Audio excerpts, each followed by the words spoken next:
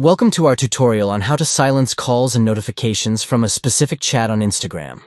If you're tired of constantly being interrupted by notifications from a certain chat, this is the perfect solution for you. To get started, open the Instagram app on your Android device. Once you're in the app, tap on the messenger icon located at the top right corner of the screen. This will take you to your direct message inbox.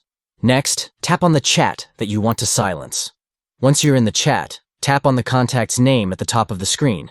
This will bring up a menu with options for that specific chat. Now, tap on the notification icon, which looks like a bell.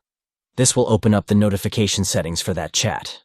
From here, you can simply turn on the mute calls option. This will silence all incoming calls and notifications from that specific chat. And that's it. You've successfully silenced calls and notifications from a specific chat on Instagram. Now, you can enjoy a more peaceful browsing experience without being constantly interrupted. Thank you for watching, and we hope this tutorial was helpful for you. Stay tuned for more helpful tips and tricks on our channel.